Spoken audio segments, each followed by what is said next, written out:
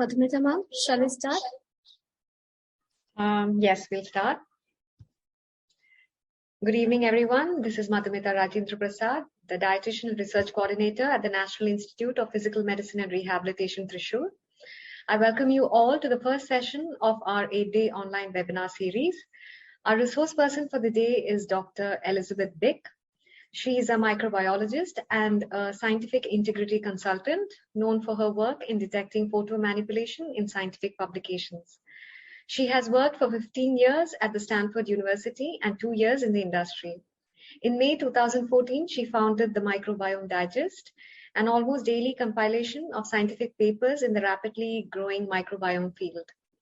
Since 2019, she's a science integrity volunteer and a consultant who scans the biomedical literature for images or other data of concern. She has reported over 6,000 scientific papers, and her work has resulted in over 800 retracted and almost 1,000 corrected papers. Dr. Bik will present the topic, The Dark Side of Science, Misconduct in Biomedical Research. In her talk, she will show several types of inappropriately duplicated images and other examples of research misconduct. I now invite Dr. Bik to start the session. Thank you so much for your introduction, and thank you for inviting me in your lecture series. It's 6:30 a.m. for me, and I just came back from Europe, so I'm a little bit jet lagged, so apologies if I look a little bit not awake yet, but I'll do my best. So, and I will first, of course, share my screen, and I hope you can see that now. Yes, visible. Rearrange all my windows. Okay, great. So I'm a microbiologist by training who has turned into a science consultant looking at images in duplicated images, and specifically in scientific papers. And I focus on biomedical research because I have a background in microbiology. But science misconduct, of course, maybe not of course, but it happens in all kinds of fields. And so you can find me on Twitter. If you are on Twitter, I'm at Microbiome Digest, still reflecting my past as a microbiologist. And before I start my talk, I have disclosures because a lot of people are interested how I make my money as a consultant. And so I receive consulting fees and speakers honoraria to give talks. I work as a consultant for universities. So, for example, a university might have received allegations of misconduct of one of their employees, and then I might be hired briefly for a very short period, a couple of hours or so, to look at specific material that the university might have obtained. Or I also can work for scientific publishers, for journals that have received allegations of misconduct. I also worked at a company called Biomedical, and I have 4 patents from that period, but the company is currently being charged with, or the founders have been charged with insurance fraud. I wasn't involved with the fraud, but people connect, of course, the dots and will accuse me of insurance fraud. But it's the founders who were charged, and the company got raided by the FBI. So that was quite a story. I also receive donations through Patreon, which is a website where people can donate small amounts or bigger amounts of money to support my work. And I don't say this to ask for money, but this is a significant source of income currently. And I'm also not alone doing this. There's many others who dedicate some of their time to look at scientific papers that have been published, to find errors in them and report them and discuss them. And so I've listed a bunch of them here, and I want to give credit to all the work they do. I do this work under my full name, but you can imagine that criticism of scientific work doesn't always go down very well. And so a lot of people do this work anonymously and have a pseudonym under which they report these cases. So why do all of us care about scientific publications? Because we think that scientific publications, even after they have been peer-reviewed and seen by an editor and published, it doesn't necessarily mean that they're perfect. There could still be errors and even fraud in them. And publications are also the way we scientists communicate with each other. We build always our work on the work that others have done. We publish our work in the hope that other people will cite our work. And so I see science publications as bricks in a wall where every publication or every brick rests upon other bricks, and every generation layers another layer of bricks on that wall. So if some of these publications, some of these bricks are contain errors or duplications or fraud, that means that other bricks are not really resting on stable ground, and part of the wall could be tumbling down. And but scientists also tend to trust each other. When I peer review a paper, I had always assumed that the work described in the manuscript is true. And of course, now I look at things a little bit differently, but we scientists tend to trust each other blindly. But there is fraud in science, like in any other field you can think of. There is also, unfortunately, fraud in science. Now, most scientists are honest, but the fraud that I'll be talking about today, or science misconduct, at least in the United States, science misconduct is defined as one of three things: plagiarism, falsification, or fabrication. And most people call this FFP. I like to put plagiarism first because I think of these three types of misconduct, this is the least worrisome of me, because it doesn't really pollute science. But of course, it's very bad if you forget to cite another paper and you just use whole paragraphs of text written by somebody else and passes that off as your own. That would be considered science misconduct in the current definition. A falsification is where a person might do an experiment but changes a result. So, for example, you do a measurement and a measurement falls under a threshold, so it would be regarded a negative, but you change the value a little bit and now it becomes a positive, and that might make your result look much better. Or you could leave out an outlier. And these are things, leaving out outliers, I feel it's bad unless you have a good reason and you can write down why you left out that outlier. But in general, that would be considered misconduct, and you might think it's a very minor infraction, but it's a slippery slope towards bigger things. And then fabrication is where a person completely makes up results. So they don't even do an experiment, but they might just have a couple of numbers that they type in an Excel spreadsheet and make a very nice graph without actually doing an experiment. And so that is falsification, fabrication. So why do people want to cheat in science? And I don't think anybody starts their science career thinking, let's do fraud. But people might feel that they're in a situation in which the only way out is misconduct. And of course, as scientists, we all feel a pressure to publish. We might feel the pressure to publish a paper during our PhD, or we might have rules from a government or from the university to publish an X amount of papers.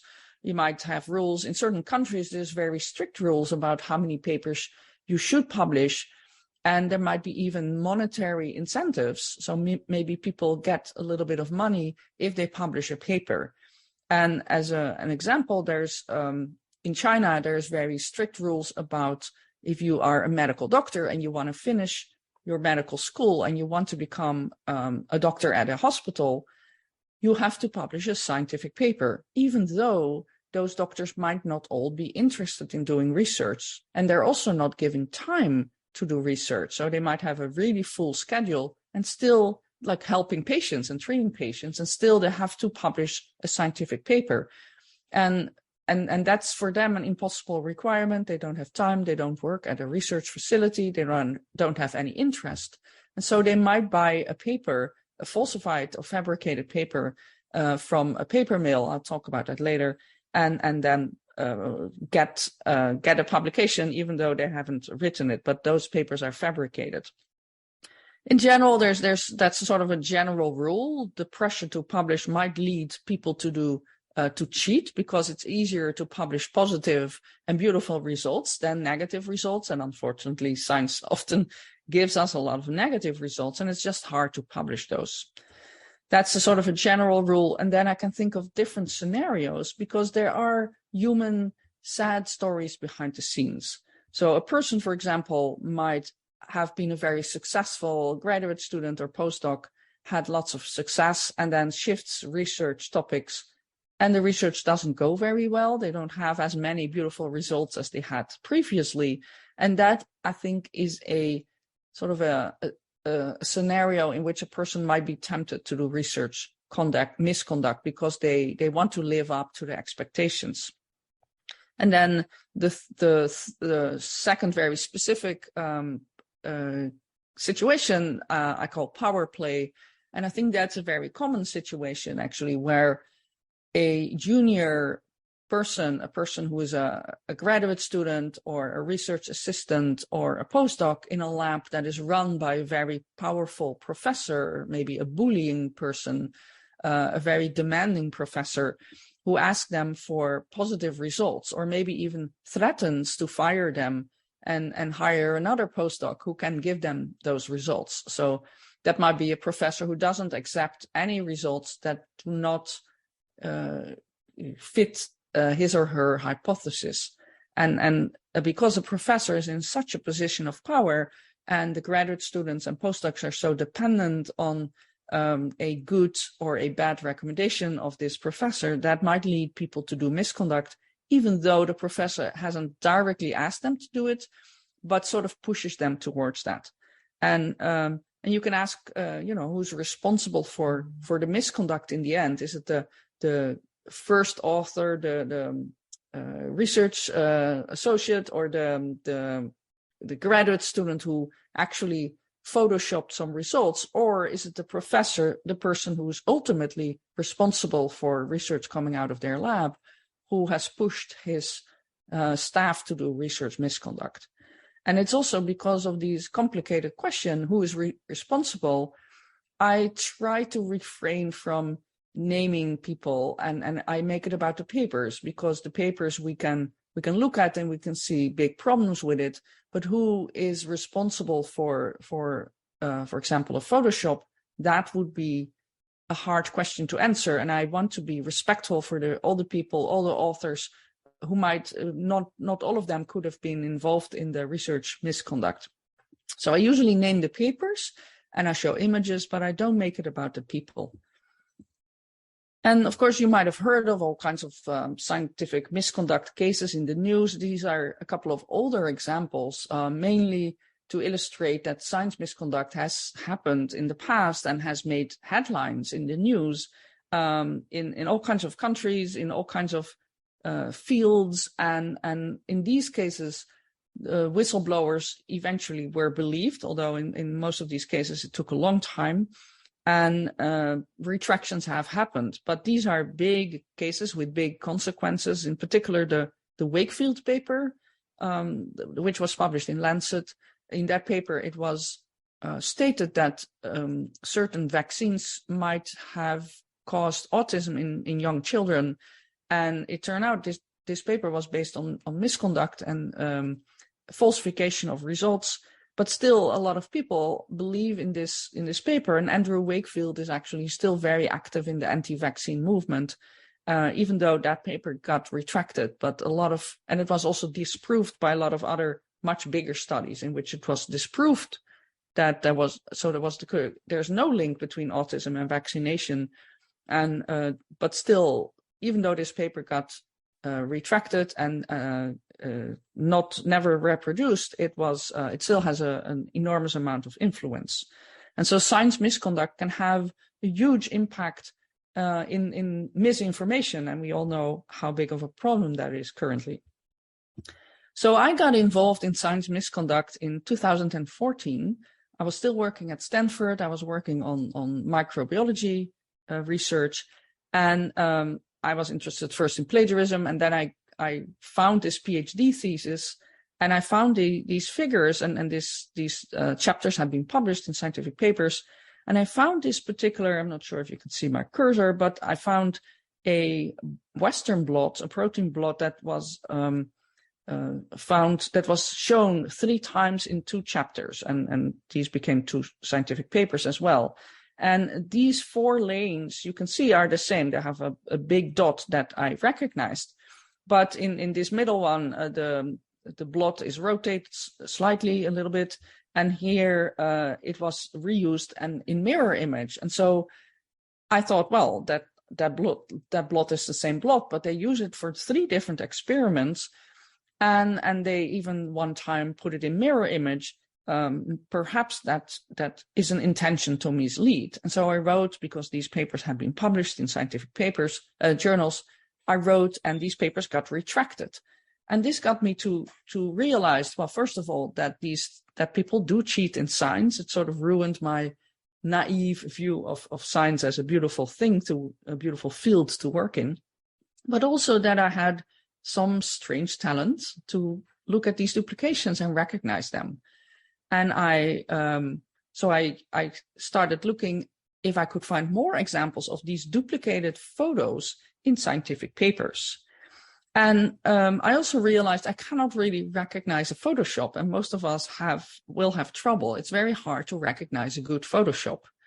So as an example, if you maybe are not familiar with Western blots or wouldn't recognize some of these photos, here are examples of Photoshops from non-scientific articles. So the 6 photos you see here, and I was not involved in any of these Photoshops or discussions online, but they're examples that are used a lot to show how Photoshops can be used to insert misinformation. Because we humans tend to look at these photos and believe them. We are so visual as a human species. If you see something, you believe it. Seeing is believing, or a photo or it didn't happen. We like to look at photos and see them as proof that something happened. And so these 6 photos are all photoshopped, and they all serve a particular agenda, but only they're hard to recognize as duplication. So you can just put 2 people next to each other who have never met each other. We all know how easy it is to Photoshop. Or we can have a president hold a book upside down and make him look a little bit dumber. Or we can say, oh, we are such a diverse group, but actually Photoshop a woman in a wheelchair next to it and a blind person. These are Photoshopped in a stock photo. But they're hard to recognize as Photoshop. But what we can recognize as humans a little bit easier are duplications. And so here's an example where a missile launch in Iran, one of these, I believe it was this one, this of the 4 missiles, one did not go off. And so the photo had one missile not going off, but somebody Photoshopped in this missile, so make it look like all 4 are going off. But yeah, there's Photoshopped elements, and so somebody recognized that, and so now we know the photo is Photoshopped. Or this is a hovercraft beach landing, but some of these hovercrafts or boats appear to be Photoshopped to make it look a little bit more impressive. Or this was actually done in fun, like this is supposed a Trump rally, and then parts of the audience had been Photoshopped to make it look like there's more people in the audience. But I think this one was done as a fun thing, just to show how you can make misleading information. And so we can recognize duplications much easier than Photoshopping by themselves.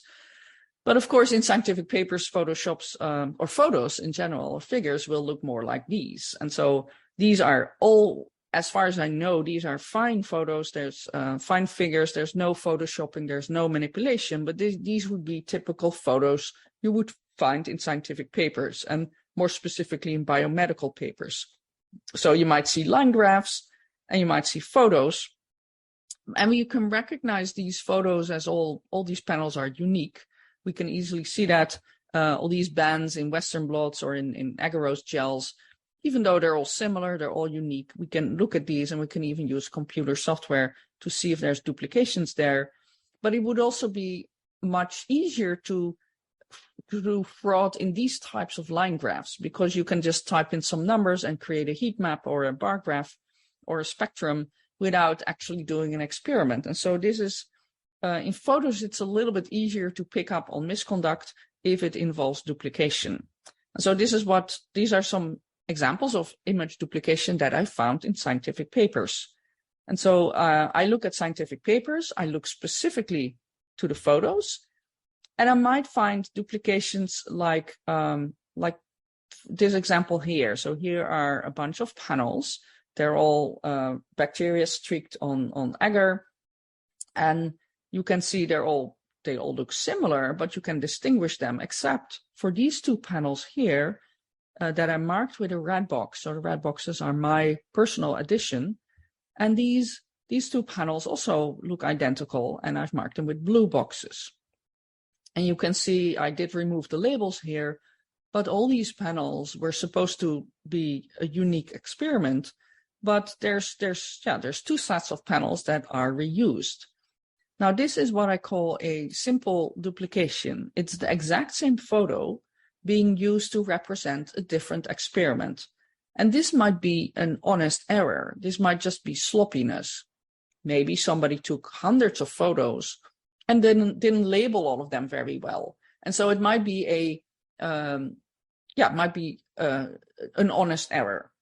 Now, if we move on to the middle photo here, this is an example of a repositioned duplication.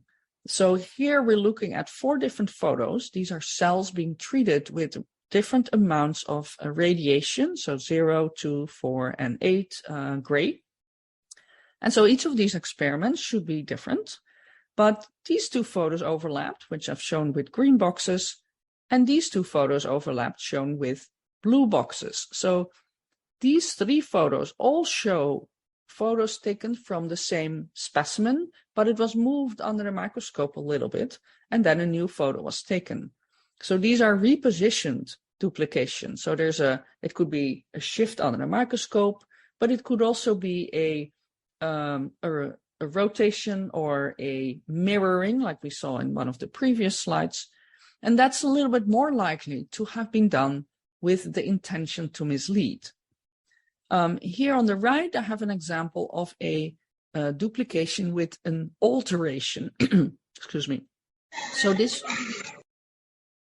would be a duplication of elements within the same photo.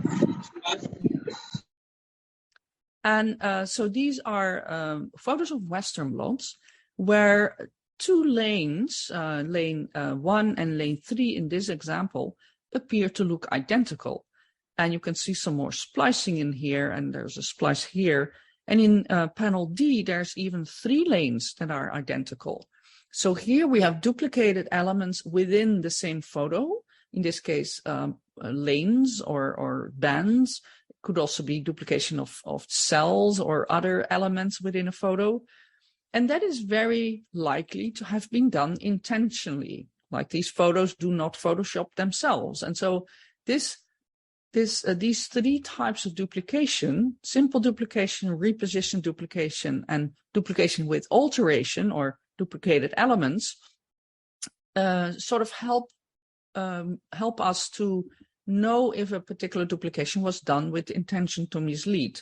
And especially in the repositioned one, if there's a mirroring or rotation involved, that's very likely to have been done intentionally. And you can actually also occasionally find these examples in line graphs, even though you could just make a line graph and in the computer and maybe falsify that. But here are some examples of a simple duplication. So the same panel being used to represent 2 different experiments, a reposition duplication in which it appeared that these 2 spectra or plots were stretched a little bit differently. And there's even examples of duplicated elements within a graph where part of the noise here appears to be duplicated between panel B and D, even though other parts were different. And so you can find these duplications, and I'll show you in the next examples a couple of examples on a slightly larger screen. And you can test, like if I was really in the room with you, I could make it more interactive. But for example, here you see a bunch of photos. These are leukemia cells, and they're trying to inhibit the growth of these cancer cells by treating it with a compound called A112 or another compound called tamibarotene. And so there's different concentrations that they use, but you might have spotted that two sets of panels, these here on the right, so 1 micromolar and 5 micromolar, they are the same photo. And similarly, in the bottom row, you can see that the 1 micromolar and 5 micromolar panels also look identical. There's a slight change in color and focus, but it looks like they took a photo of the same specimen. And so these are simple duplications. I assumed this was done in error, and I reported this to the journal. So I wrote to the journal editor in October 2015, but the journal never took any action, and we're 7 years later, and no action was taken. So this paper is still out there with its duplication. And you might argue, well, this is not really polluting science, this is not misinformation, it's just a small error. But I do feel that the author should write, at least, provide the correct photos, because they should still have them, although the paper is from 2012, so they might have moved on and tossed away these results. Here's an example of a duplication with repositioning, and see if you can spot it within a couple of seconds before I switch to the next slide and I'll show the answer. But there's 4 panels here. These are photos of kidneys, animals being treated with different things. This is from a big name university in the US. And 2 of these photos overlap with each other, even though they are representing different concentration of something that they treated these animals with different concentrations of some compound. But there's 2 panels that overlap, and I'll show you that here.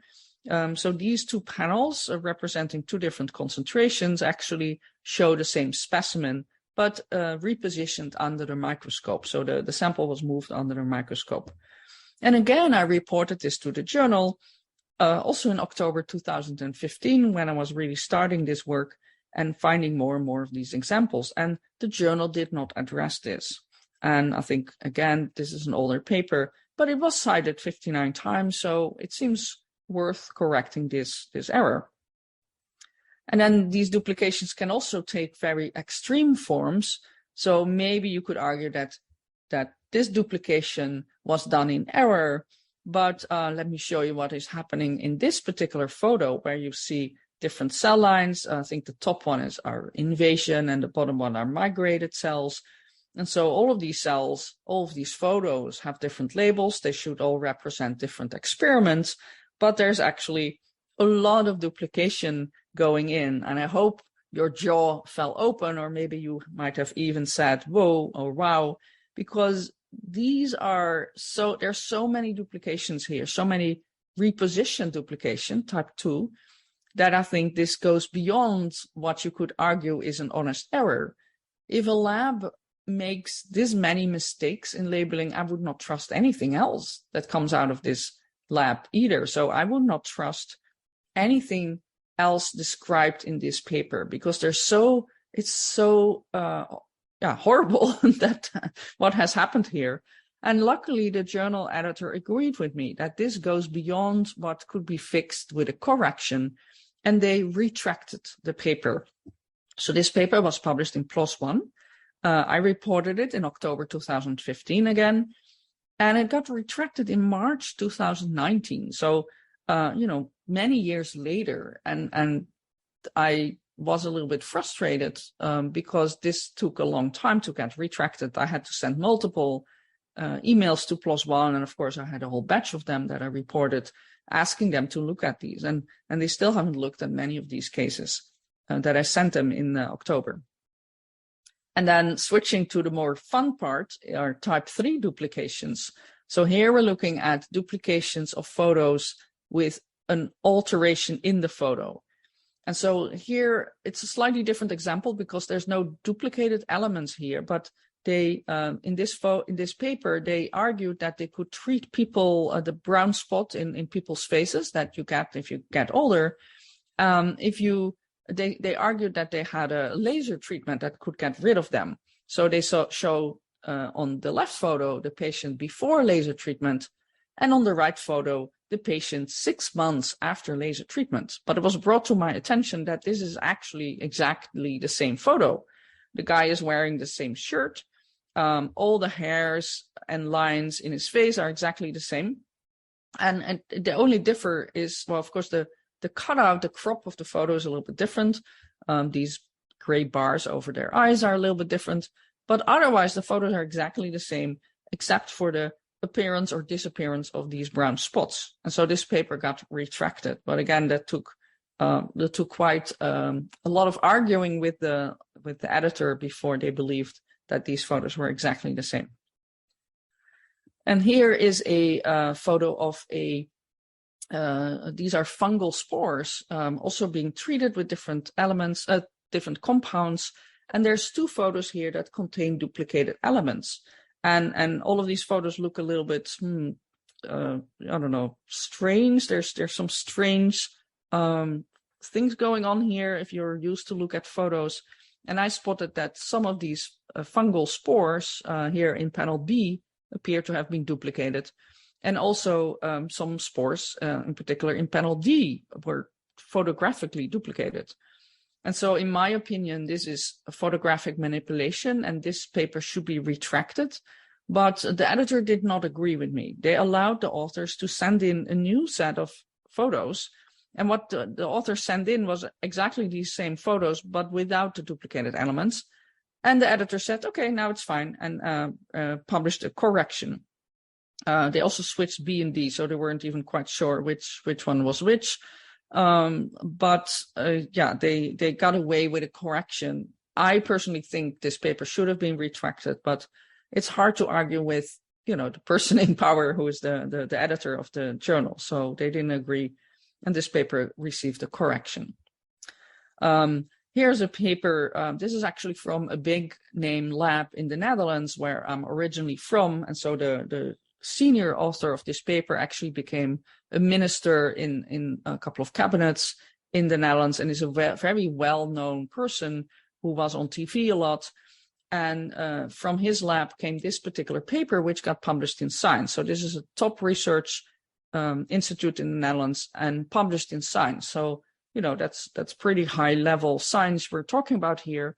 But I spotted in this figure a duplication, and maybe you've spotted it as well. There's a duplicated element here in the 3rd and the 4th panel, where part of the photo appears to have been manipulated and put in. So I think this is the original and this is the photoshopped one. And this paper, I reported it in 2015 in April. The editor-in-chief of Science didn't quite take a lot of action, but finally I could convince him that this was a Photoshop, and this paper got retracted last year. And that was, made some headlines in the Netherlands. And then this paper is from a group in France, and this lab became famous because they claimed that hydroxychloroquine was a really good method to treat people with COVID-19. And there were lots of problems in that paper. I wrote a big critical article about it, but I also went back in time and found that papers from this lab had lots of other problems. So this is a much older paper, had nothing to do with COVID-19, but this is a southern blot published by this institution. And it has lots of photoshopped elements, I think, because there's parts of these photos that look remarkably similar, like this band here marked with a red box. These bands marked with a green box look very similar. But elements of these photos appear to have been duplicated and moved around a little bit. And unfortunately, this paper hasn't been addressed yet. I reported it also to the editor recently, but I guess they're still working on that. And then this is a quite remarkable photoshopped photo where there's lots of photoshopped elements, lots of duplications here.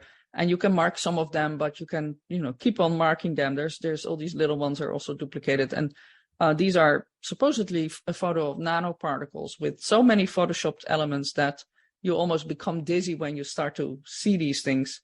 I think this paper actually recently got retracted. This is an older slide, but this took a long time for me to convince in this case, the publisher was dragging their feet and not retracting this paper. And this paper actually got cited, 180 times. So that was quite influential in their field. And so I did these types of duplication searches for a long time. I scanned 20,000 papers by eye from 40 different journals focusing on biomedical papers. And I found 800 of those papers to have duplications within a paper. So duplicated elements within a paper itself. It's hard for me to look at duplications across papers because I scanned these things by eye. Back in the day, I didn't have software yet. And so I found these duplications. So 800 papers is 4% of papers. So 4% of these papers got duplicated elements. And because we had these 3 different types that we looked at, we could sort of make a rough estimate that we thought that about half of these papers had intentionally misleading duplications. So we're done with the intention to mislead the reader.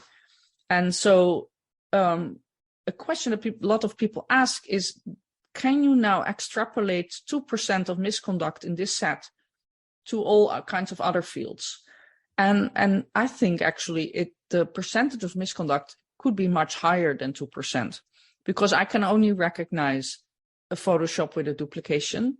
I can only recognize 2 overlapping panels if they overlap. But if you had moved the microscope a little bit farther, or the sample under the microscope a little bit farther, there would not be an overlap for me to find. And it would still be misconduct, perhaps.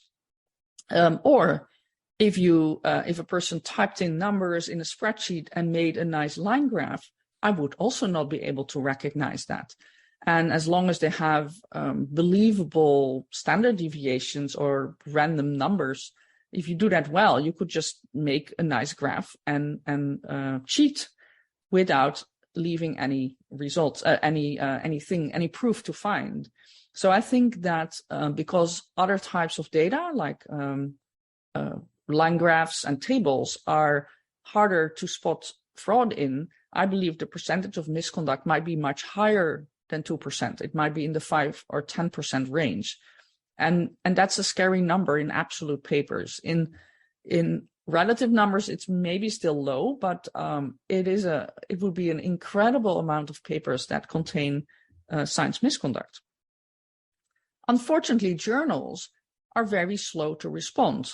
So that initial set that I reported to the journals in 2015, almost consisting of 800 papers, after waiting 5 years, so 5 years after 2015, I reported these on different times, but 5 years for each individual paper, I made up the balance on what happened to these papers that are all reported to the editor-in-chief of the journal. And unfortunately, 2/3 of these cases, marked here in blue, no action was taken for these papers. And so there was just no retraction or correction. In 27% of the cases, there was a correction issued. In 7% of the cases, there was a retraction, and there was a tiny sliver here of an expression of concern. And but 2/3 of the cases, there was no action. And these numbers hold up. Now I've reported more than 6,000 papers, and it's still 2/3 of these cases are not being addressed, even after waiting multiple years. And institutions also sweep these things under the carpet. There are several headlines in which you can see that there were a lot of concerning findings from one particular lab, but the institution does an investigation and will almost always come to the conclusion that there was no misconduct. And you can see that for an institution, it would actually, they might be very afraid of their image that they have as an institution. If they were to find that there was misconduct happening within their walls, that would not make them look very good. And so institutions often have a lot of conflict of interest to investigate these cases. The person who is accused might even bring in a lot of grant money. And so very often you see that the junior researchers are being fired or accused of fraud, while the senior people, who you could argue are ultimately responsible for what happens in their labs, they can keep on having their position, their big salaries, their nice titles and committee board members, whatever vice president position or whatever they have. And it's the junior people who are thrown under the bus, and the senior people just can keep on frauding. That's sort of how I see it. And there's many examples where I'm frustrated with the lack of response by the institution. So instead of now reporting these things, well, I still report them to the institutions and to the journals, but I'm starting to post more and more on pubpeer.com, which is a free website, and you can install a little plugin that will, like an extension in Chrome, for example. It will work with many browser types or Zotero as a reference manager. And if you then look at a bunch of papers, for example, this is a literature search in PubMed, you might see these green banners, and that means that this paper has a PubPeer comment, and it will look like this. Usually it's a photo with some problem or a description of some other problem. And they call themselves the Online Journal Club, but it is turning it more and more into severe concerns about papers. And we just hope, we as in the group of people who search for these problems, we post everything immediately on PubPeer if we find it, in the hope that people are using the PubPeer plugin. So this is the fastest way to warn people that there might be a problem in a paper. It's also very nice if you are thinking about joining another lab. You could do a search of these the papers from this lab and see if they have earned PubPeer comments.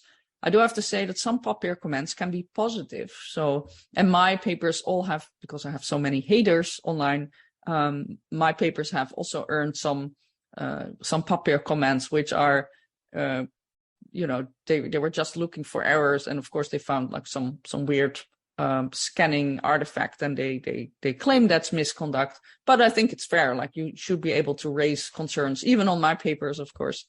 But yeah, always check, of course, the types of comments that people have left, because they could be positive. I'm also starting to use software to find these cases. So I'm currently using Image Twin. I've also worked with DARPA on a challenge to help people write software to find these duplicated cases. And journals, of course, are very interested in software, because now they can scan their papers for duplications. And these software tools can also find duplications across papers. For example, if a manuscript comes in at a publisher who has a software tool to screen papers, they can screen all these manuscripts against all photos that have ever been published in the past. This is at least a theory. Computationally, there's still some hurdles to take, but the software is getting better, of course. And so I'm using Image Twin. FigCheck is also public, like a free download. Image Twin is not, but I do have a license currently to test that. And then Proofic, I believe that's a company from Israel. That's currently the software that is used by a lot of publishers to test to see if they can catch these duplications. But of course, artificial intelligence or any computer tool can not only be used to find these fraud, it can actually also be used to generate fraud. And this is where I'm very worried, because there's artificial intelligence that can create fake photos, and this is from this person doesn't exist. And if AI can generate photos of people that look very realistic, and none of these photos these are not photos from real people, they're generated by a computer, and they look very realistic. And of course, you can use a computer to generate fake photos. What is the current hit in, at least in the area where I live, is DALL-E, which is text-based AI that can generate, you just type in something and it will generate a fake photo. And these photos look pretty realistic. And of course, you can use them for all kinds of bad purposes. And of course, that is happening because, yeah, any technology that is developed for something good might be used for something bad. And we believe this is already happening on a somewhat bigger scale.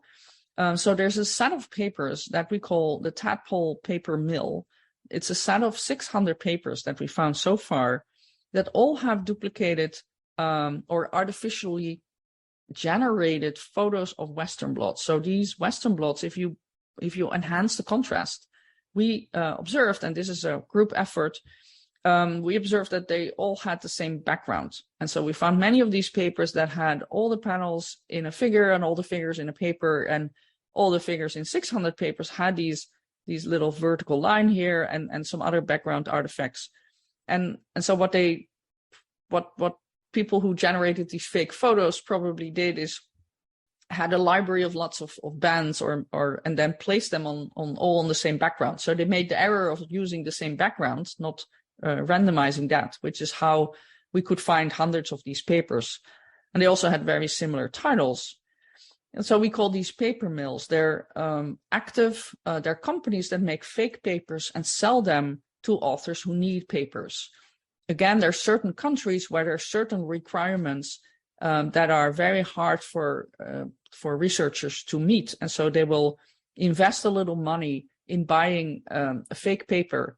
And these papers are usually being written on a template by ghostwriters who, so you cannot really catch any plagiarism, even though they're all written on the same template. And here's a bunch of people who worked on paper mills. I want to give all of them credit. I only was like sideways involved in it, but we believe there's hundreds and hundreds and probably thousands of papers that are generated by people who make these fake papers and sell them. And here's an example of 3 of these papers from the Tadpole paper mill. And so they're published in different journals, different publishers. They have different titles. The titles are somewhat similar, which is one way we recognize them. There's some other red flags. This paper mill is, these are all authors from Chinese clinical hospitals, so no research institutions usually, but people who needed to publish a paper and bought one. And so these papers all were retracted. They don't even provide any materials because they don't have them, and these papers get fairly quickly retracted. Now, there's all kinds of other things that can go wrong in scientific papers. So here's a couple of examples, and I would encourage you, if you enjoy some of these stories, to look for retractionwatch.com. It's a website where the stories behind retractions are described. And so there's all kinds of interesting and juicy stories. And they, for example, here's a paper where a person set up fake email addresses and could get away with peer reviewing his own papers. And of course, his papers were wonderful and all accepted. And there's even peer review rings where authors have all formed a group and sort of promised to favorably peer review the papers from within that group. And so there are now large retractions from publishers in which these peer review rings have been discovered. And there's also fake authorships. So there was a guy on Twitter who said, I just discovered that I was an author on 2 papers, but I wasn't an author. Like, my name was used. And I never heard of these authors and never worked with them. But they used his name maybe to lend credibility, because he worked at a good university, to lend credibility to the manuscript. And so fake co-authorships are also a big problem. And I don't know, sometimes you just have to think, well, what amount of work these people put into faking their papers. But yeah, whatever you can work off, because the scientific peer review process is not set up to deal with these little frauds, little and big frauds. Of course, with COVID-19, we've seen an incredible amount of papers, like so many papers were published, especially in 2020 and 2021. These were all very hastily written and hastily peer-reviewed.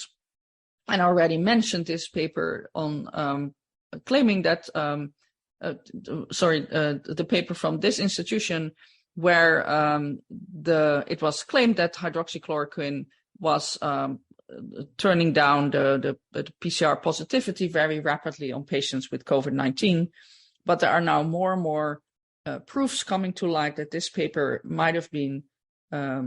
might contain misconduct, that they use different PCR setups to make some samples look positive or negative.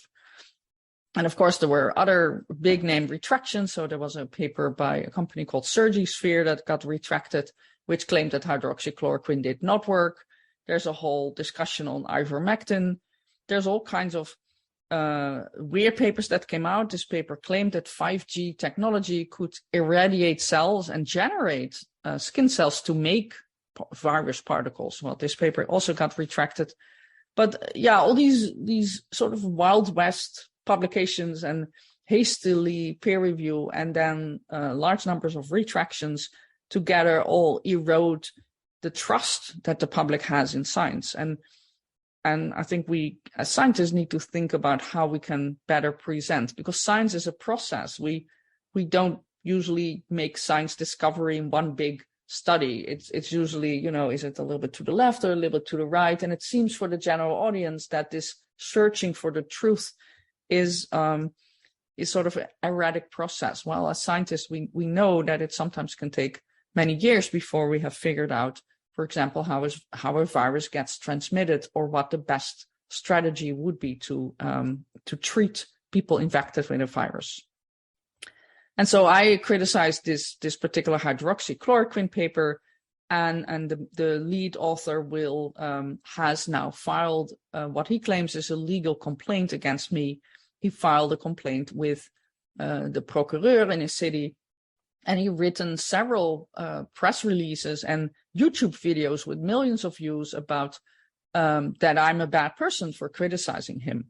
And this was a scary time, because if I was to be sued by this guy, I would be financially ruined. I'm not backed up by any research institution. I just work by myself. But luckily, there were a lot of people who started petitions to support my work, and that really made me feel supported by these large groups of scientists. Because in the end, we should be able as scientists to criticize each other's work without being sued, because these legal threats are really meant to silence the people who criticize work, and that's not how science should be discussed. Scientific discussions should not be held in the courtroom. So this is my last slide, and I've talked a lot about images, which I focus on. I focus on images because as humans, we tend to believe what we see. Seeing is believing, but maybe we should, if we peer review or if we read a paper, spend a couple of extra seconds looking at the images to see if these images might contain duplications or other signs of manipulations. I do feel as scientists, we're focusing way too much on publications as measuring how good we are or how active we are. And there's a current focus, of course, on measuring all kinds of things to evaluate our performance as scientists. And maybe we shouldn't be doing that, because if you just say that a researcher is good if they have large numbers of publications or publications in big impact factor journals, maybe we are actually driving some people to do misconduct, to game the statistics. So I do feel we need to maybe change, maybe work on smaller publications and allow journals to publish negative results as well, because that doesn't mean that we're bad as scientists if we find negative results. We should be able to share those as well. There's lots of conflicts of interest. We've discussed publishers and institutions who might not want to retract these papers because it will make either the journal or the institutions look bad. But we need to have a shift in attitude, because it's actually very bad if an institution protects these people. We should have institutions quickly address and maybe have consequences for these people, because I don't think a person who cheats in science should be a scientist. I feel that's a breach of your contract as a scientist, and you should no longer be a scientist. You should be fired, and maybe even pay back some of the research money that you got from the government, for example. Whose role is it to detect science misconduct? So I'm a patron-funded volunteer, but I do feel this work should be done, error checking, fact checking, should be done as a paid job, and perhaps being done at the level of the publishers, because in the end, publishers still make a lot of profits. We write the papers for free, we peer review them for free, they're being put on a server online, they're no longer printed, and so that's nowadays very cheap. And so why do we have to pay so many open access publishing fees, like sometimes $10,000 for certain Nature publications? Why, where does all that money go to? And it's hard really to justify where that money is being spent. And I feel that every paper should be checked by a professional for specific signs of errors or concerns, not just maybe duplicated figures, but also things such as ethical approvals or statistical problems that should be looked at by a professional, and that person should be paid. And I think scientific publishers shouldn't make so much profit. I mean, there's something wrong in that model there, and maybe we should just publish on preprints and have that counted towards our productivity. And so legal protection for whistleblowers, I mentioned that. I would love to get a little, like I did receive a lot of support, but maybe the next time I won't get that. If journals do not pick up these stories, then I might be sued and I might be financially ruined. But it's still a fight I'm willing to fight. I'm willing to fight for honesty in science. And I think that's, if anything in science should be honest. And, that's a fight I feel is worth fighting for. Well, we've seen all mixtures of science and politics with hydroxychloroquine and ivermectin. There have been papers that were not that great, but were picked up by famous politicians and presidents, and they determined public health decisions. And I think if we look back on the COVID-19 episode, we will find later on, we will find that many bad decisions were taken too hastily, and that science and politics were very intermingled, and that politics sometimes took decisions that were not based on science.